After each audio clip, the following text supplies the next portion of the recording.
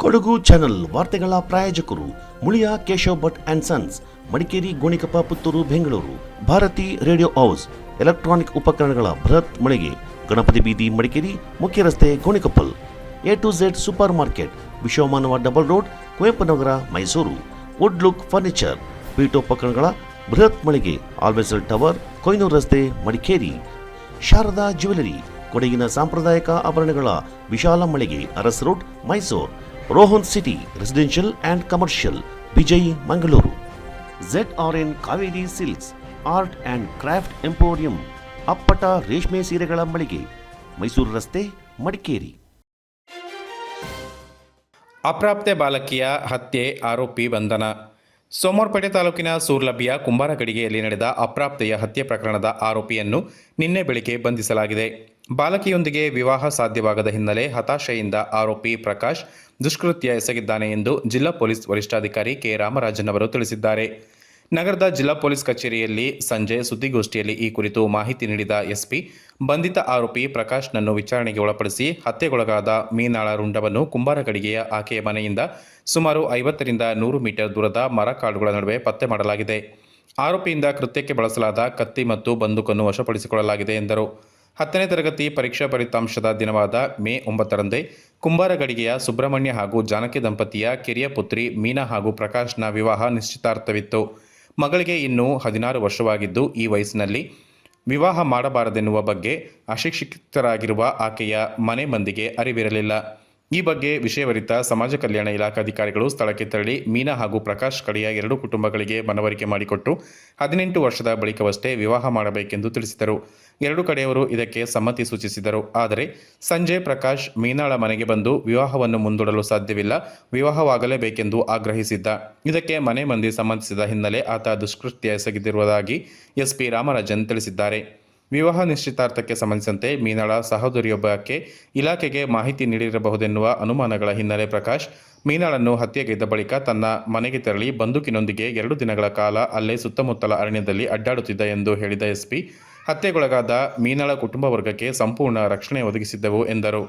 ಪ್ರಕರಣಕ್ಕೆ ಸಂಬಂಧಿಸಿದಂತೆ ಹತ್ಯೆ ಆರೋಪಿಯ ವಿರುದ್ಧ ಐಪಿಸಿ ಸೆಕ್ಷನ್ 302, 317 ಹಾಗೂ ಪೋಕ್ಸೋ ಕಾಯ್ದೆಯಂತೆ ದೂರು ದಾಖಲಿಸಿಕೊಳ್ಳಲಾಗಿದೆ. ಮೀನಾಳ ಹತ್ಯೆ ಸಂದರ್ಭ ಕುಂಬಾರಗಡಿಗೆಯ ಆಕೆ ಮನೆ ಬಳಿ ವಾಹನವೊಂದರಲ್ಲಿ ಇನ್ನಿಬ್ಬರು ಪ್ರಕಾಶ್ನೊಂದಿಗೆ ಆಗಮಿಸಿದ್ದು, ಇವರು ಆರೋಪಿಗೆ ಸಹಕರಿಸಲು ಬಂದಿದ್ದರೆಂದು ಇಲ್ಲವೋ ಎನ್ನುವ ಬಗ್ಗೆ ತನಿಖೆ ನಡೆಸಿ ಮುಂದಿನ ಕ್ರಮ ಕೈಗೊಳ್ಳಲಾಗುತ್ತದೆ ಎಂದು ರಾಮರಾಜನ್ ಪ್ರಶ್ನೆಯೊಂದಕ್ಕೆ ಉತ್ತರಿಸಿದರು. ಅಪ್ರಾಪ್ತ ಬಾಲಕಿಯ ವಿವಾಹದ ಪ್ರಯತ್ನಗಳ ಸಂದರ್ಭ ಆಯಾ ಕುಟುಂಬದ ಮನವೊಲಿಕೆಯ ಪ್ರಯತ್ನಗಳು ಮಾಡಲಾಗುತ್ತದೆ. ಅಂತಹ ಪ್ರಯತ್ನ ಈ ಪ್ರಕರಣದಲ್ಲೂ ಮಾಡಲಾಗಿತ್ತು ಮತ್ತು 2 ಕಡೆಯವರು ಇದಕ್ಕೆ ಸಮ್ಮತಿ ಸೂಚಿಸಿದ ಬಳಿಕ ದುಷ್ಕೃತ್ಯ ನಡೆದಿದೆ. ಇದೊಂದು ವಿರಳ ಪ್ರಕರಣವೆಂದು ಎಸ್ಪಿ ರಾಮರಾಜನ್ ಅಭಿಪ್ರಾಯಪಟ್ಟರು.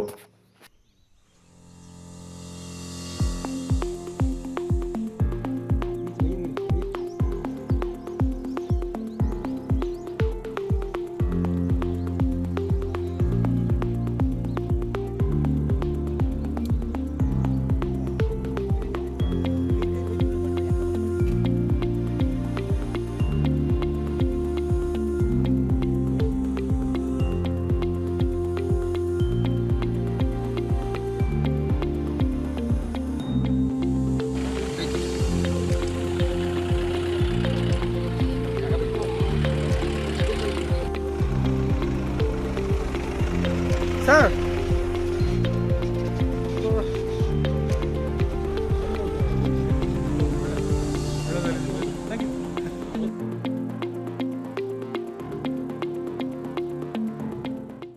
ದಿನಾಂಕ 9 ಮೇನಲ್ಲಿ ಸೂರ್ಲಭಿ ಗ್ರಾಮ ಹತ್ತಿರ ಇರೋ ಒಂದು ಗ್ರಾಮದಲ್ಲಿ ಒಂದು 16 ವಯಸ್ಸು ಬಾಲಕಿಯನ್ನು ಕೊಲೆ ಮಾಡಿ ತಲೆ ಕತ್ತರಿಸಿ ರುಂಡವನ್ನು ಬೇರೆ ಕಡೆ ತಗೊಂಡು ಹೋಗಿ ಬಿಸಾಗಿಬಿಟ್ಟು ಹೋಗಿದ ಒಂದು 34 ವರ್ಷ ವ್ಯಕ್ತಿ.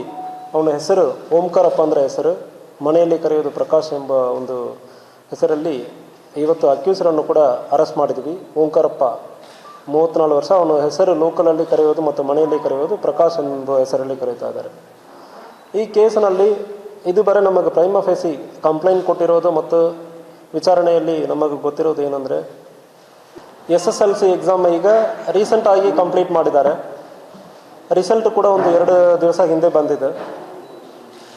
ಈ ಹುಡುಗಿ ಮನೆಯಲ್ಲಿ ಇವನು ಮಾ ಈ ಹುಡುಗಿಯನ್ನು ನನಗೆ ಮದುವೆ ಮಾಡಿಕೊಡಬೇಕಂದ್ರೆ ತಂದೆ ತಾಯಿಯನ್ನು ಕನ್ವಿನ್ಸ್ ಮಾಡಿದ್ದಾನೆ ಮತ್ತು ಈ ಹುಡುಗಿಯನ್ನು ಕೂಡ ಎಂಟೈಸ್ ಮಾಡಿದ್ದಾನೆ.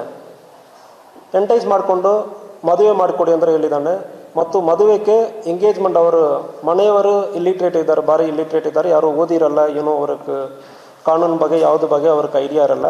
ಅವರನ್ನು ಕನ್ವಿನ್ಸ್ ಮಾಡಿ ಈ ಹುಡುಗಿಯನ್ನು ಹೆಂಗೆ ಮಾಡಿ ಮದುವೆ ಮಾಡ್ಕೊಳ್ಬೇಕಂದ್ರೆ ಉದ್ದೇಶದಿಂದ ಎಲ್ಲರನ್ನು ಕನ್ವಿನ್ಸ್ ಮಾಡಿ ಮದುವೆ ಮಾಡೋದಕ್ಕೆ ಎಂಗೇಜ್ಮೆಂಟ್ 9ನೇ ತಾರೀಕು ಸುಮಾರು 11 ಗಂಟೆಯಿಂದ 1 ಗಂಟೆ ಬರೋ ಎಂಗೇಜ್ಮೆಂಟ್ಗೆ ಪ್ಲ್ಯಾನ್ ಮಾಡಿದ್ದಾರೆ. ಈ ಎಂಗೇಜ್ಮೆಂಟ್ ವಿಚಾರ ನಮಗೆ ಲೋಕಲಿಂದ ಚೈಲ್ಡ್ ಹೆಲ್ಪ್ಲೈನ್ ನಂಬರ್ಗೆ ಬಂತು. ಚೈಲ್ಡ್ ಹೆಲ್ಪ್ಲೈನ್ ಅವರು ಕೂಡ ಡಿಸ್ಟಿಕ್ ಸೋಷಿಯಲ್ ವೆಲ್ಫೇರ್ ಡಿಪಾರ್ಟ್ಮೆಂಟ್ಲಿಂದ ಸ್ಥಳಕ್ಕೆ ಭೇಟಿ ನೀಡಿ ಇವರಿಗೆ ಕಾನೂನು ತಿಳುವಳಿಕೆ ಹೇಳಿದ್ದಾರೆ. 18 ವರ್ಷ ಒಳಗಡೆ ಯಾವುದೇ ಕಾರಣಕ್ಕೆ ಮದುವೆ ಮಾಡೋದಕ್ಕೆ ಅವಕಾಶ ಇರಲ್ಲ. ಅಂತಾಗ ಆಗುವ ಸಂದರ್ಭದಲ್ಲಿ ಚೈಲ್ಡ್ ಮ್ಯಾರೇಜ್ ಆ್ಯಕ್ಟಲ್ಲಿ ಮತ್ತು ಪೋಕ್ಸೋ ಕೇಸೆಲ್ಲ ಅಟ್ರಾಕ್ಟ್ ಆಗುತ್ತೆ ಅಂದರೆ ಕಾನೂನು ತಿಳುವಳಿಕೆಯನ್ನು ಇವರು ಹೇಳಿರ್ತಾರೆ. ಹೇಳಿ ನಂತರ 2 ಫ್ಯಾಮಿಲಿಯನ್ನು ಒಪ್ಕೊಂಡಿದ್ದಾರೆ. 18 ವರ್ಷ ಆದಮೇಲೆ ಮದುವೆ ಮಾಡ್ಕೊಳ್ಳೋಣ ಅಂದರೆ ಒಪ್ಕೊಂಡಿದ್ದಾರೆ. ಇವನು ಪ್ರಕಾಶ್ ಎಂಬ 34 ವರ್ಷ ವ್ಯಕ್ತಿ ಮನೆಗೆ ಹೋಗಿಬಿಟ್ಟು ಮತ್ತು ರಿಟರ್ನ್ ಬಂದು ಇವರನ್ನು ಫೋರ್ಸ್ ಮಾಡೋದಕ್ಕೆ ಪ್ರಯತ್ನ ಮಾಡಿದ. ಮನೆಗೆ ಬಂದು ಮದುವೆ ಆಗಲೇಬೇಕು, ಇದು ಇಷ್ಟು ದೂರ ನಾವು ಡಿಲೇ ಮಾಡೋದಕ್ಕಾಗಲ್ಲ ಅಂದರೆ ಫೋರ್ಸ್ ಮಾಡೋದಕ್ಕೆ ಶುರು ಮಾಡುವಾಗ ತಾಯಿ ಮತ್ತು ಮಗಳು ಈಗ ಯಾವುದೇ ಕಾರಣಕ್ಕೆ ಮದುವೆ ಆಗೋದಕ್ಕೆ ಸಾಧ್ಯನಲ್ಲ ಅಂದರೆ ಹೇಳಿ ಆದಮೇಲೆ ಹೊಡೆದು ಅವ್ರಿಗೆ ತೊಂದರೆ ಕೊಟ್ಟಿದ್ದಾನೆ. ತೊಂದರೆ ಕೊಟ್ಟಿಯಾದ್ಮೇಲೆ ನಾವು ಹಿಂಗೆ ನೀವು ಎದುರಿಸೋದಕ್ಕಾಗಲ್ಲ ಮತ್ತು ನಾವು ಈಗ ಮದುವೆನೂ ಆಗೋದಕ್ಕಾಗಲ್ಲ ಅಂದರೆ ಹೇಳಿ ಆದಮೇಲೆ ಅವನು ಮುಂದೆ ಹೋಗಿ ಕೊಲೆ ಮಾಡಿದಾನೆ ಬೈ ಫೋರ್ಸ್. ಅವನೇ ಒಂದು ಮಚ್ಚಲ್ಲಿ ತಲೆಯನ್ನು ಕತ್ತರಿಸಿದ್ದಾನೆ. ಕತ್ತರಿಸಿದ ನಂತರ ಆ ತಲೆಯನ್ನು ಆ ಸ್ಥಳದಿಂದ ಸುಮಾರು ಒಂದು 50-100 ಮೀಟರ್ ದೂರ ದಾಟಿ ಒಂದು ಶ್ರಬ್ಬಲ್ಲಿ ಒಂದು ಮರ ಗಿಡ ಎಲ್ಲ ಇರುವ ಸ್ಥಳದಲ್ಲಿ ಹೋಗಿ ತಲೆಯನ್ನು ಒಳಗೆ ಇಟ್ಬಿಟ್ಟಿದ್ದಾನೆ. ಸೊ ಇವತ್ತು ಆ ಅಕ್ಯೂಸ್ಡ್ ಇವತ್ತು ಬೆಳಗ್ಗೆ ನಮ್ಮ ಪೊಲೀಸರು PSI ನೇತೃತ್ವದಲ್ಲಿ ಟೀಮ್ ಅವರು ಕೂಡ ಅರೆಸ್ಟ್ ಮಾಡಿದ್ದಾರೆ. ನಾಪಕ್ಲುವಿನಿಂದ ಮಡಿಕೇರಿಗೆ ತೆರಳುವ ಮುಖ್ಯ ರಸ್ತೆಯ ಬದಿಯಲ್ಲಿ ಶುಕ್ರವಾರ ಸಂಜೆ ಸ್ನೇಹಿತರೊಂದಿಗೆ ಮಾತನಾಡ್ತಾ ನಿಂತಿದ್ದ ವ್ಯಕ್ತಿಯೊಬ್ಬರಿಗೆ ಕಾರು ಡಿಕ್ಕಿ ಹೊಡೆದ ಪರಿಣಾಮ ಗಂಭೀರ ಗಾಯಗೊಂಡು ಆಸ್ಪತ್ರೆಗೆ ದಾಖಲಾಗಿದ್ದ ವ್ಯಕ್ತಿ ಚಿಕಿತ್ಸೆ ಫಲಿಸದೆ ಶನಿವಾರ ಮೃತಪಟ್ಟ ದಾರುಣ ಘಟನೆ ನಾಪಕ್ಲು ಬಳಿಯ ಕೊಟ್ಟಮಡಿಯಲ್ಲಿ ನಡೆದಿದೆ. ಹೊದವಾಡ ಕೊಟ್ಟಮಡಿ ಗ್ರಾಮದ ನಿವಾಸಿ ಎಂಎಂ ಅಬ್ದುಲ್ಲಾ ಮೃತ ದುರ್ದೈವಿಯಾಗಿದ್ದಾರೆ. ಶುಕ್ರವಾರ ಸಂಜೆ ನಾಪಕ್ಲು ಮಡಿಕೇರಿಗೆ ತೆರಳುವ ಮುಖ್ಯ ರಸ್ತೆಯ ಕೊಟ್ಟಮಡಿ ಗ್ರಾಮದ ರಸ್ತೆ ಬದಿಯಲ್ಲಿ ನಿಲ್ಲಿಸಿದ್ದ ತನ್ನ ಜೀಪಿನ ಹಿಂಬದಿಯಲ್ಲಿ ಸ್ನೇಹಿತರೊಂದಿಗೆ ಮಾತನಾಡ್ತಾ ಇದ್ದ ಸಂದರ್ಭ ನಾಪಕ್ಲುವಿನಿಂದ ಇದೇ ಮಾರ್ಗವಾಗಿ ಬಂದ ಡಸ್ಟರ್ ಕಾರು ಅಬ್ದುಲ್ಲಾ ಅವರಿಗೆ ಡಿಕ್ಕಿ ಹೊಡೆದಿದೆ. ಅಪಘಾತದಿಂದ ಸೊಂಟದ ಭಾಗಕ್ಕೆ ಗಂಭೀರ ಗಾಯಗೊಂಡ ಅಬ್ದುಲ್ಲಾ ಅವರನ್ನ ಸುಳ್ಯದ ಕೆವಿಜಿ ಆಸ್ಪತ್ರೆಗೆ ದಾಖಲು ಮಾಡಲಾಗಿತ್ತು. ಅಲ್ಲಿ ಪ್ರಥಮ ಚಿಕಿತ್ಸೆ ನೀಡಿದ ಬಳಿಕ ವೈದ್ಯರ ಸಲಹೆಯಂತೆ ಹೆಚ್ಚಿನ ಚಿಕಿತ್ಸೆಗಾಗಿ ಮಂಗಳೂರಿನ ಖಾಸಗಿ ಆಸ್ಪತ್ರೆಗೆ ದಾಖಲು ಮಾಡಲಾಗಿತ್ತು. ಆದರೆ ಚಿಕಿತ್ಸೆ ಫಲಕಾರಿಯಾಗದೆ ಅಬ್ದುಲ್ಲಾ ಶನಿವಾರ ಮುಂಜಾನೆ ಮೃತಪಟ್ಟಿದ್ದಾರೆ. ಮೃತ ಅಬ್ದುಲ್ಲಾ ಅವರ ಸಂಬಂಧಿ PA ಅಬ್ದುಲ್ ಹಜೀಜ್ ನಾಪಕ್ಲು ಠಾಣೆಗೆ ನೀಡಿದ ದೂರಿನ ಹಿನ್ನೆಲೆ ಕಾರು ಚಾಲಕ ನಾಪಕ್ಲು ಇಂದಿರಾನಗರದ ನಿವಾಸಿ MA ರಾಶೀದ್ ಎಂಬುವನ ವಿರುದ್ಧ ಪ್ರಕರಣ ದಾಖಲಾಗಿದ್ದು ನಾಪಕ್ಲು ಪೊಲೀಸರು ಮುಂದಿನ ಕ್ರಮ ಕೈಗೊಂಡಿದ್ದಾರೆ. ಕೊಡಗು ಚಾನಲ್ ವರದಿ ಜಕರಿಯಾ, ನಾಪಕ್ಲು.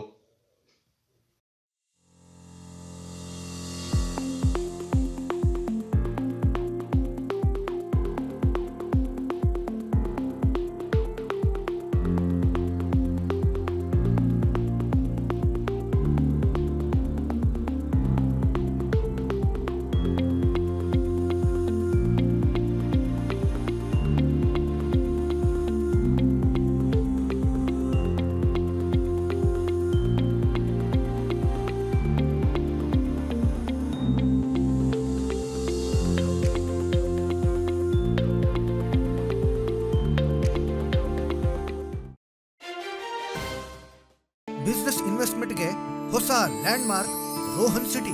ವಾಣಿಜ್ಯ ಸ್ಥಳಗಳ ಮೇಲಿನ ಹೂಡಿಕೆಯ ಮೇಲೆ 7.5% ನಷ್ಟು ಗ್ಯಾರಂಟಿಡ್ ರಿಟರ್ನ್. ತಡ ಯಾಕೆ? ಈಗಲೇ ಇನ್ವೆಸ್ಟ್ ಮಾಡಿ. ನಿಮ್ಮ ಹೂಡಿಕೆಗೆ ಬೆಸ್ಟ್ ಪ್ರೈಸ್ ಸಿಗುವಾಗ ತಡ ಯಾಕೆ? ನಿಮ್ಮ ಸಕ್ಸಸ್ನ ಹೊಸ address Rohan city, Vijay, Mangaluru.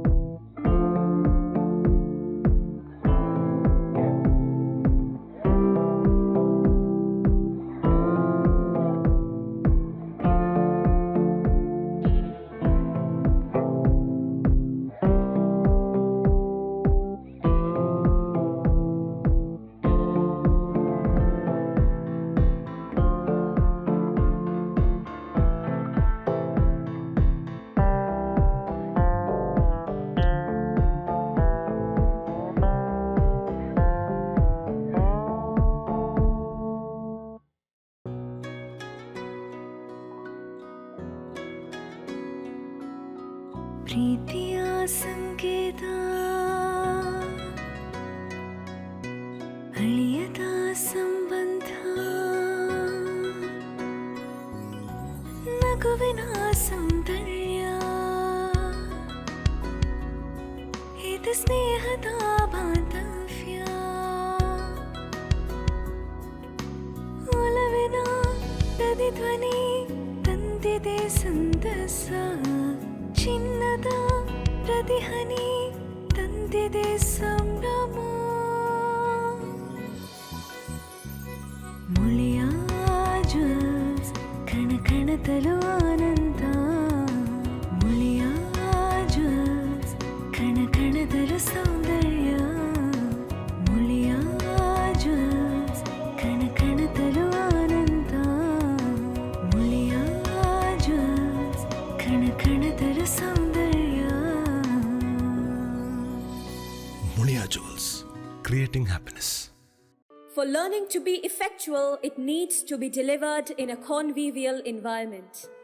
Nalanda's majestic and splendid landscape, bordered by evergreen trees and plants, spacious digital classrooms, playfields, hostel facility, tennis and table tennis court, laboratories, mess, confectionery, add testimony for a serene abode of learning.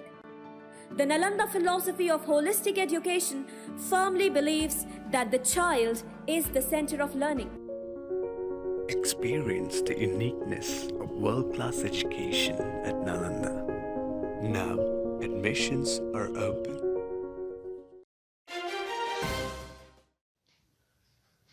ಕೊಡಗಿನ ಆಕರ್ಷಣೀಯ ಸ್ಥಳಗಳಲ್ಲಿ ಒಂದಾದ ಚಿಕ್ಲಿಹೊಳೆ ಜಲಾಶಯ ಸೂಕ್ತ ಭದ್ರತೆ ಹಾಗೂ ನಿರ್ವಹಣೆ ಇಲ್ಲದೆ ಸೊರಗಿ ಅಧಿಕಾರಿಗಳ ನಿರ್ಲಕ್ಷ್ಯಕ್ಕೆ ಒಳಗಾಗಿದೆ ಎಂಬ ಆರೋಪಗಳು ಕೇಳಿಬಂದಿವೆ. ರೈತರಿಗೆ ವರದಾನವಾಗಬೇಕಿದ್ದ ಈ ಅಣೆಕಟ್ಟೆ ಶಿಥಿಲಾವಸ್ಥೆಗೆ ತಲುಪಿದೆ. ಅಣೆಕಟ್ಟೆಯ ಮುಖ್ಯ ಗೇಟ್ ರಿಪೇರಿಯಾಗಿರುವ ಕಾರಣ ಕೈಗೊಂಡಿರುವ ದುರಸ್ತಿ ಕಾರ್ಯ ಸಕಾಲದಲ್ಲಿ ಮುಕ್ತಾಯಗೊಳ್ಳದೇ ಇರುವ ಅಲ್ಪ ಪ್ರಮಾಣದ ನೀರು ಬೇಸಿಗೆಯಲ್ಲಿ ಹಿಡಿದಿಟ್ಟುಕೊಳ್ಳಲು ಸಾಧ್ಯವಾಗ್ತಾ ಇಲ್ಲ. ಕಾರು ಗಿಡ ಪೊದೆಗಳ ತೆರವು ಕಾರ್ಯ ನಡೆಸಿಲ್ಲ. 2 ದಶಕಗಳ ಹಿಂದೆ ಚಾನಲ್ ಸೋರಿಕೆ ಏರ್ಪಟ್ಟಿದ್ದರೂ ಇದನ್ನು ಸರಿಪಡಿಸುವಲ್ಲಿ ಅಧಿಕಾರಿಗಳು ಮನಸ್ಸು ಮಾಡಿಲ್ಲ. ಇದರಿಂದಾಗಿ ಬೇಸಿಗೆಯಲ್ಲಿ ರೈತರಿಗೆ ದೊರಕಬೇಕಾದ ಅಣೆಕಟ್ಟೆ ನೀರು ವ್ಯರ್ಥವಾಗಿ ತೋಡು ಸೇರಿ ಕಾವೇರಿ ಪಾಲಾಗ್ತಾ ಇದೆ. ರೈತರ ಬದಲು ಖಾಸಗಿಯವರಿಗೆ ಶುಂಠಿ ಬೆಳೆಗಾರರಿಗೆ ಅನುಕೂಲ ಉಂಟಾಗಿದೆ ಎಂದು ನಂಜರಾಯಪಟ್ಟಣ ಗ್ರಾಮ ಪಂಚಾಯಿತಿ ಸದಸ್ಯ ಆರ್.ಕೆ. ಚಂದ್ರ ಆರೋಪಿಸಿದ್ದಾರೆ. ಈಗಾಗಲೇ ಜಲಾಶಯದಲ್ಲಿ ನೀರಿನ ಪ್ರಮಾಣ ಕುಸಿತಗೊಂಡಿದೆ. ನಾಲೆಗೆ ನೀರು ಹರಿಸುವ ಮುಖ್ಯ ಗೇಟ್ ಜಾಮ್ ಆಗಿದ್ದು ದುರಸ್ತಿ ಕಾರ್ಯ ಆಮೆಗತಿಯಲ್ಲಿ ಸಾಗ್ತಾ ಇರುವ ಕಾರಣ ಈಗಾಗಲೇ ಸುರಿದ 1-2 ಮಳೆಯ ನೀರನ್ನ ಸಂಗ್ರಹ ಮಾಡಲು ಸಾಧ್ಯವಾಗದೆ ಎಲ್ಲ ಸೋರಿಕೆ ಉಂಟಾಗ್ತಾ ಇದೆ. ಅಣೆಕಟ್ಟೆಯ ಹಿನ್ನೀರು ಪ್ರದೇಶದಿಂದ ಅಣೆಕಟ್ಟೆ ವ್ಯಾಪ್ತಿಗೆ ಪ್ರವಾಸಿಗರು ಲಗ್ಗೆ ಇಟ್ಟು ಮೋಜು ಮಸ್ತಿಯಲ್ಲಿ ತೊಡಗುತ್ತಿದ್ದು ಅನಾಹುತಕ್ಕೆ ಹೊಣೆ ಯಾರು ಎಂಬ ಪ್ರಶ್ನೆ ಉದ್ಭವಿಸಿದೆ. ಈ ಹಿನ್ನೆಲೆ ನೀರಾವರಿ ನಿಗಮದ ಅಧಿಕಾರಿ ವರ್ಗ ಇತ್ತ ಗಮನಹರಿಸಿ ಇಲ್ಲಿರುವ ಸಮಸ್ಯೆಗಳಿಗೆ ಪರಿಹಾರ ಕಂಡುಕೊಳ್ಳಲು ಮುಂದಾಗಬೇಕಿದೆ ಎಂದು ಅವರು ಒತ್ತಾಯಿಸಿದ್ದಾರೆ.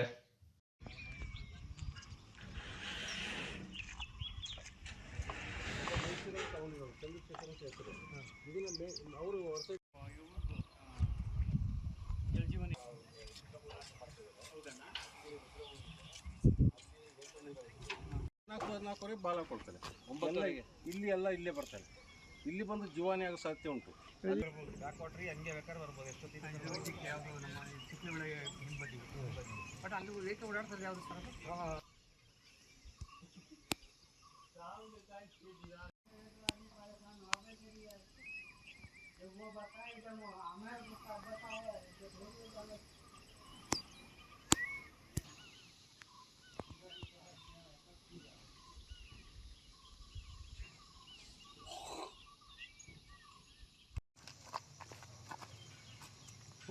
ಮುಖ್ಯ ನಾಲೆ ಇದು. ಅದು ಇನ್ನು ಅದನ್ನು ಹೆಂಗೆ ಎತ್ತೋದು? ಇದು ಒಳ್ಳೆ ಮಳೆಗಳ ರೈತರು ನೀರು ಕೇಳಿದಾಗ ಏನು ಮಾಡ್ತಾರೆ?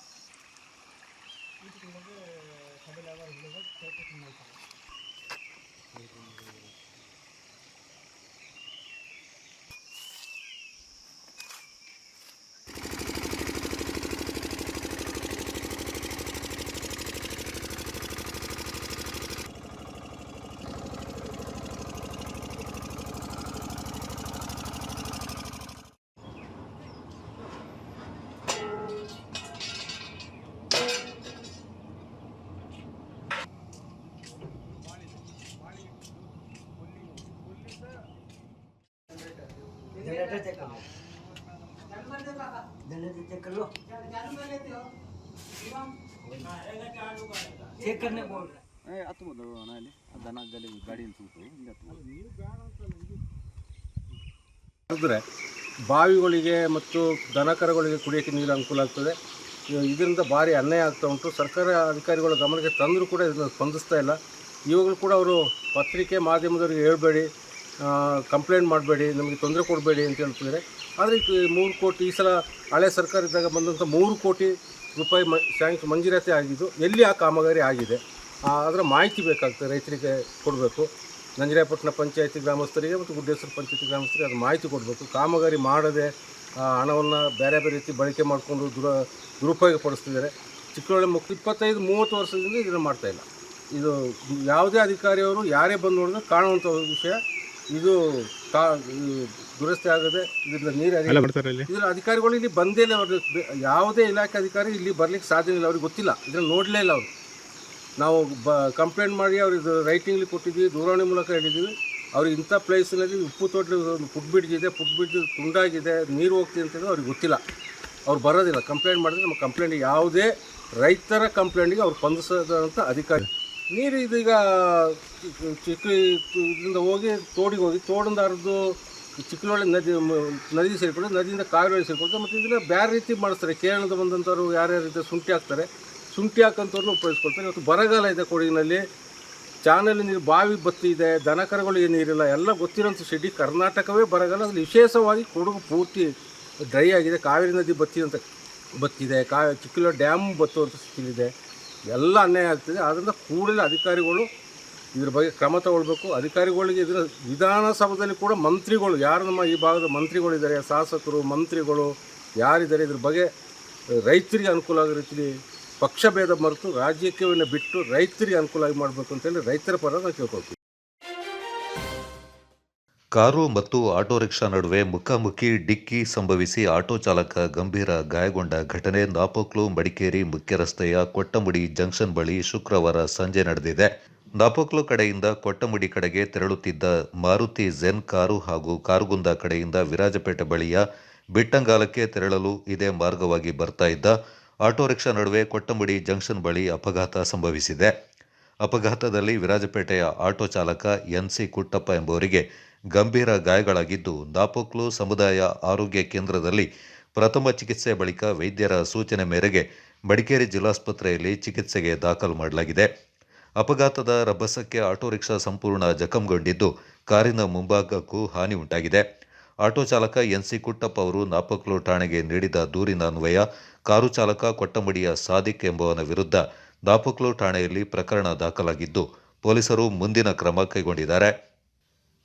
ಕೊಡಗು ಚಾನಲ್ ವರದಿ, ಜಕರಿಯಾ, ನಾಪೋಕ್ಲು.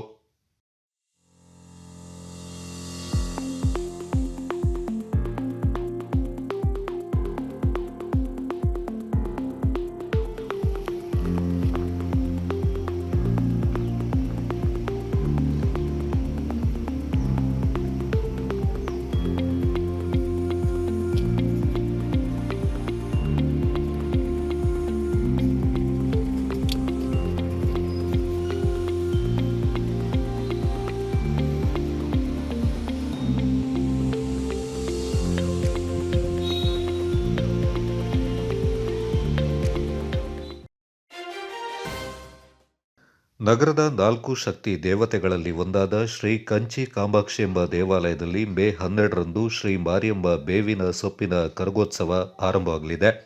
ಅನಾದಿ ಕಾಲದಿಂದಲೂ ಶಕ್ತಿ ದೇವಿಯ ಬೇವಿನ ಸೊಪ್ಪಿನ ಕರಗೋತ್ಸವ ನಡೆಸಿಕೊಂಡು ಬರ್ತಾ ಇದ್ದು, ಭೀಕರ ಸಾಂಕ್ರಾಮಿಕ ರೋಗಗಳು ನಾಡಿಗೆ ಬರಬಾರದೆಂದು ನಂಬಿಕೆಯಿಂದ ನಾಡಿನ ಸುಭಿಕ್ಷೆಗಾಗಿ ಈ ಕರಗೋತ್ಸವವನ್ನು ಆಚರಣೆ ಮಾಡಲಾಗ್ತಾ ಇದೆ. ಮೇ 12ರಂದು ಮಧ್ಯಾಹ್ನ 2 ಗಂಟೆಗೆ ದೇವಿಯ ಕರಗಗಳ ಶೃಂಗಾರಕ್ಕೆ ದೇವಾಲಯದಿಂದ ಪಂಪಿನ ಕೆರೆಗೆ ತೆರಳಲಿದ್ದು, ಸಂಜೆ 6:30ಕ್ಕೆ ಪಂಪಿನ ಕೆರೆಯಲ್ಲಿ ಕರಗಗಳಿಗೆ ವಿಶೇಷ ಪೂಜೆಯ ಬಳಿಕ ವಾದ್ಯಗೋಷ್ಠಿಯೊಂದಿಗೆ ದೇವಿಯ ಕರಗಗಳ ಮೆರವಣಿಗೆ ಆರಂಭವಾಗಲಿದೆ. ಮೇ 13ರಂದು ದೇವಾಲಯದಲ್ಲಿ ಕರಗಗಳಿಗೆ ವಿಶೇಷ ಪೂಜೆ. ಮೇ 14ರಂದು ರಾತ್ರಿ 10 ಗಂಟೆಗೆ ಶ್ರೀ ಕಂಚಿ ಕಾಮಾಕ್ಷಿ ಎಂಬ ಶ್ರೀ ಮಾರಿಯಮ್ಮ ಸನ್ನಿಧಿಯಲ್ಲಿ ಸಾಂಪ್ರದಾಯಿಕ ದೇವಿಯ ಪೂಜೆಗಳು ಜರುಗಲಿದ್ದು, ಬಳಿಕ ಭಕ್ತರಿಗೆ ಅನ್ನ ಸಂತರ್ಪಣೆ ನೆರವೇರಲಿದೆ. ಮೇ 15ರಂದು ಸಂಜೆ 7 ಗಂಟೆಗೆ ದೇವಿಯ ಕರಗಗಳಿಗೆ ದೀಪಗಳ ಆರಾಧನೆಯೊಂದಿಗೆ ಸಾಂಪ್ರದಾಯಿಕ ಕರಗಗಳ ವಿಸರ್ಜನೋತ್ಸವ ಜರುಗಲಿದೆ. NIIPOC is committed to providing a dynamic educational experience and aims at empowering entrepreneurship. Students are motivated to explore and revel in the joy of learning. We are proud to have a substantial number as separate batch of students for JEE, CET and NEET. This year, we have introduced Tally, stock marketing and e-commerce under the able guidance of the subject experts.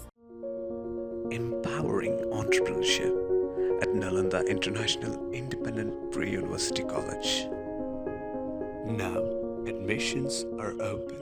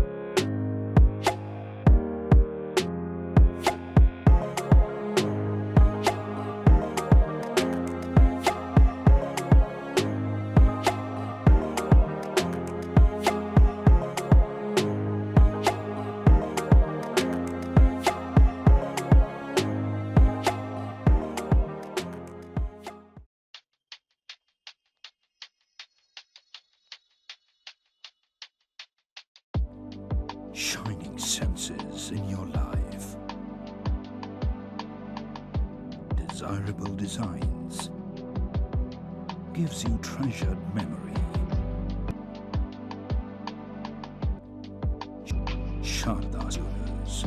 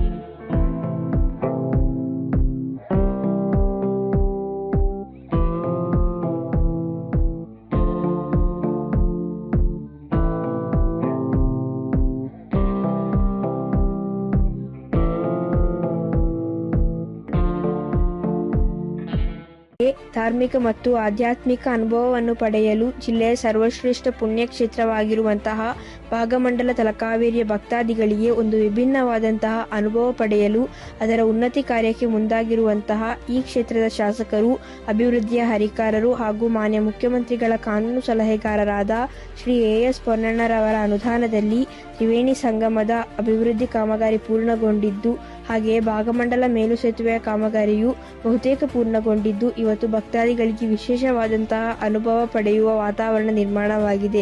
Bhagamandala Talakaveri ಅಲ್ಲದೆ ಕ್ಷೇತ್ರದ ಅನೇಕ ಪುಣ್ಯಕ್ಷೇತ್ರಗಳಿಗೆ ಅನುದಾನ ಬಿಡುಗಡೆ ಮಾಡುವಂತಹ ಕೆಲಸವನ್ನು Shri AS ಪೊನ್ನಣ್ಣರವರು ಮಾಡಿದ್ದಾರೆ.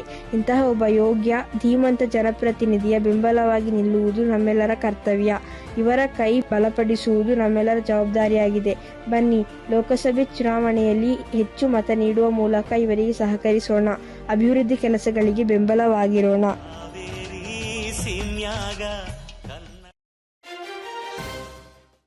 ಮೈಸೂರಿನ ಕರ್ನಾಟಕ ರಾಜ್ಯ ಮುಕ್ತ ವಿಶ್ವವಿದ್ಯಾನಿಲಯದ ಘಟಿಕೋತ್ಸವ ಸಭಾಂಗಣದಲ್ಲಿ ಮೇ 18ರಂದು ರೋಟರಿ ಜಿಲ್ಲೆಯ ವತಿಯಿಂದ ಒಂದು ದಿನದ G20 ಯೋಗ ಶೃಂಗಸಭೆ ನಡೆಯಲಿದೆ ಎಂದು ರೋಟರಿ ಜಿಲ್ಲಾ ಯೋಗ ಮತ್ತು ಧ್ಯಾನ ಸಮಿತಿ ಸದಸ್ಯ BG ಅನಂತಶಯನ ತಿಳಿಸಿದ್ದಾರೆ. ನಗರದಲ್ಲಿ ಸುದ್ದಿಗೋಷ್ಠಿಯಲ್ಲಿ ಮಾತನಾಡಿದ ಅವರು, ಯೋಗ ಪ್ರಚಾರವು ವಿಶ್ವದ ಎಲ್ಲೆಡೆ ಹಾಗೂ ಎಲ್ಲ ವರ್ಗದಲ್ಲೂ ನಡೆಯುವ ಅವಶ್ಯಕತೆ ಇರುವುದರಿಂದ ಯೋಗ ಶಾಲಾ ಶಿಕ್ಷಕರು, ಯೋಗಪಟುಗಳು ಹಾಗೂ ಆಸಕ್ತರು ಪಾಲ್ಗೊಳ್ಳುವಂತೆ ಕೋರಿದರು. ಶೃಂಗಸಭೆಯಲ್ಲಿ ಪದ್ಮಶ್ರೀ ಡಾಕ್ಟರ್ ನಾಗೇಂದ್ರ ದೇಶಿಕೇಂದ್ರ ಮಹಾಸ್ವಾಮಿಗಳು, ಡಾಕ್ಟರ್ ನಿರ್ಮಲಾನಂದನಾಥ ಸ್ವಾಮೀಜಿ, ಅರಳು ಮಲ್ಲಿಗೆ ಪಾರ್ಥಸಾರಥಿ, ಆಯುಷ್ ಆಯುಕ್ತರು, G20 ದೇಶಗಳ ಶೆರ್ಪಾ ಹಾಗೂ ಇತರರು ಪರದೆಯಲ್ಲಿ ಕಾಣಿಸಿಕೊಳ್ಳಲಿದ್ದು ಸಭಿಕರೊಡನೆ ಮಾತುಕತೆಯನ್ನ ನಡೆಸಲಿದ್ದಾರೆಂದರು. ಮೇ 18ರಂದು ಬೆಳಗ್ಗೆ 9 ಗಂಟೆಗೆ ಕಾರ್ಯಕ್ರಮ ಪ್ರಾರಂಭವಾಗಲಿದ್ದು, ಯೋಗ ತಜ್ಞರು ಮತ್ತು ಅತಿಥಿಗಳು ಯೋಗ ಮತ್ತು ಧ್ಯಾನದ ಮೂಲಕ ವೈಯಕ್ತಿಕ ಸ್ವಾಸ್ಥ್ಯ, ವೃತ್ತಿಪರ ಸ್ವಾಸ್ಥ್ಯ, ರಾಷ್ಟ್ರೀಯ ಸ್ವಾಸ್ಥ್ಯ, ಜಾಗತಿಕ ಸ್ವಾಸ್ಥ್ಯ ಇತ್ಯಾದಿ ವಿಚಾರದ ಬಗ್ಗೆ ಮಾತಾಡಲಿದ್ದಾರೆ. ನಡುವೆ ಯೋಗ ಪ್ರದರ್ಶನ, ನೃತ್ಯ ಕಾರ್ಯಕ್ರಮಗಳು ನಡೆಯಲಿವೆ ಎಂದು ತಿಳಿಸಿದರು. ಈ ರೋಟರಿ ಜಿಲ್ಲಾ ಮಟ್ಟದಲ್ಲಿ ಬೇರೆ ಬೇರೆ ಸಮಿತಿಗಳಿದ್ದಾವೆ. ಈ ಬಾರಿ ಹೊಸದೊಂದು ಯೋಗ ಮತ್ತು ಧ್ಯಾನ ಸಮಿತಿ ಅಂತ ಜಿಲ್ಲಾ ಮಟ್ಟದಲ್ಲಿ ಮಾಡಿದ್ದಾರೆ. ಅದರ ಚೇರ್ಮನ್, ಅಧ್ಯಕ್ಷರಾಗಿ ನಮ್ಮ ರಂಗರಾವ್ ಆ್ಯಂಡ್ ಸನ್ಸ್ ಅಗರಬತ್ತಿ ಇದೆ ಅಲ್ವಾ, ವಾಸು ಅಗರಬತ್ತಿ, ಅದರ ಓನರ್ ಇದ್ದಾರೆ ಕೃಷ್ಣ ಅಂತೇಳಿ, ಪಾಸ್ಟ್ ಡಿಸ್ಟ್ರಿಕ್ಟ್ ಗವರ್ನರ್, ಅವರು ಚೇರ್ಮನ್ ಆಗಿದ್ದಾರೆ.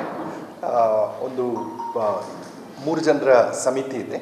ನಾನು ಒಬ್ಬ ಜಿಲ್ಲಾ ಸಮಿತಿ ಸದಸ್ಯ, ಯೋಗ ಮತ್ತು ಧ್ಯಾನ ಜಿಲ್ಲಾ ಸಮಿತಿಯಲ್ಲಿ. ನಮ್ಮ ಸಂಪತ್ ಕುಮಾರ್ ಅವರು ಝೋನಲ್ ಕೋಆರ್ಡಿನೇಟರ್ ಆಗಿದ್ದಾರೆ. ನಮ್ಮ ವಸಂತ್ ಅವರು ರೋಟರಿ ವುಡ್ಸ್ದು ಅಧ್ಯಕ್ಷರಾಗಿದ್ದಾರೆ. ರೊಟೇರಿಯನ್ ಅಚ್ಚಯ್ಯ ಅವರು ರೋಟರಿ ಮಡಿಕೇರಿಯ ಅಧ್ಯಕ್ಷರಾಗಿದ್ದಾರೆ. ರೊಟೇರಿಯನ್ ಅನಿಲ್ HT ಅವರು, ನಿಮಗೆ ಗೊತ್ತು, ಅವರು ಮಾಜಿ ಅಸಿಸ್ಟೆಂಟ್ ಗವರ್ನರ್ ಕೂಡ, ರೋಟರಿಯ ಪಬ್ಲಿಕ್ ರಿಲೇಷನ್ಸ್ನ ಅಧ್ಯಕ್ಷರಾಗಿಯೂ ಕೂಡ ಕೆಲಸ ಮಾಡಿದ್ರು ಹಿಂದೆ. ಸೊ ಈಗ ತಿಲಕ್ ಅವರು ಹೇಳಿದ ಹಾಗೆ ಗೋಷ್ಠಿಯಲ್ಲಿ ಸಹಾಯಕ ರಾಜ್ಯಪಾಲ ತಿಲಕ್, ವಲಯ ಸೇನಾನಿ ಸಂಪತ್ ಕುಮಾರ್, ಮಾಜಿ ಸಹಾಯಕ ರಾಜ್ಯಪಾಲ ಅನಿಲ್ HT, ರೋಟರಿ ಅಧ್ಯಕ್ಷರಾದ ಪ್ರಮೋದ್ ರೈ, ವಸಂತ್ ಕುಮಾರ್ ಮತ್ತು ಅಚ್ಚಯ್ಯ ಪಾಲ್ಗೊಂಡಿದ್ದರು. ವರ್ಷಂಪ್ರತಿ ನಡೆಸಿಕೊಂಡು ಬರ್ತಾ ಇರುವ ವಿರಾಜಪೇಟೆ ಶಿವಕೇರಿಯ ಶ್ರೀ ಆದಿ ದಂಡಿನ ಮಾರಿಯಮ್ಮ ಮತ್ತು ಶ್ರೀ ಚಾಮುಂಡಿ ದೇವರ ಉತ್ಸವ ಶ್ರದ್ಧಾಭಕ್ತಿಯಿಂದ ಜರುಗಿತು. ದೇವಾಲಯದಲ್ಲಿ 3 ದಿನಗಳ ಕಾಲ ವಿವಿಧ ಧಾರ್ಮಿಕ ಪೂಜಾ ಕೈಂಕರ್ಯಗಳು ಜರುಗಿದವು. ದೇವಾಲಯದಲ್ಲಿ ಮುಂಜಾನೆಯಿಂದ ಗಣಪತಿ ಹೋಮ, ಕಳಸ ಪೂಜೆ, ದೇವಿಗೆ ಹೂವಿನ ಅಲಂಕಾರ ನೆರವೇರಿತು. ನಂತರ ಮಹಾಪೂಜೆ ಮತ್ತು ಮಂಗಳಾರತಿ ಜರುಗಿತು. ಅಪರಾಹ್ನ ವಿರಾಜಪೇಟೆಯ ಮುಖ್ಯ ಬೀದಿಯಲ್ಲಿ ಅಲಂಕೃತ ಮಂಟಪದೊಂದಿಗೆ ದೇವರ ಪಲ್ಲಕ್ಕಿಯ ಮೆರವಣಿಗೆ ನಡೆಯಿತು. ನಂತರ ತಳಿಗೆ ಪ್ರಸಾದ ಹಾಗೂ ಅನ್ನ ಸಂತರ್ಪಣೆ ಬಳಿಕ ದೇವಿಗೆ ಆರತಿ ಪೂಜೆ, ಮಹಾಪೂಜೆ ಹಾಗೂ ಮಂಗಳಾರತಿ ನೆರವೇರಿತು.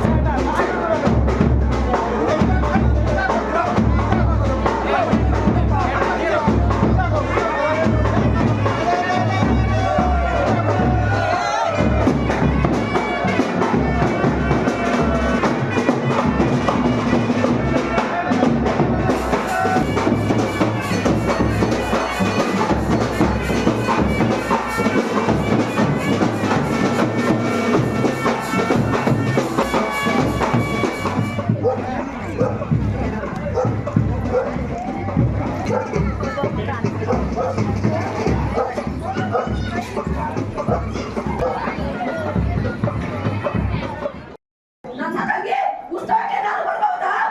ನನ್ನ ಸ್ಥಾನಕ್ಕೆ ನೀನ್ ಯಾಕೆ ಬರೀತಾ ಇಲ್ಲ? ಯಾಕೆ ಬರೀತಾ ಇಲ್ಲ?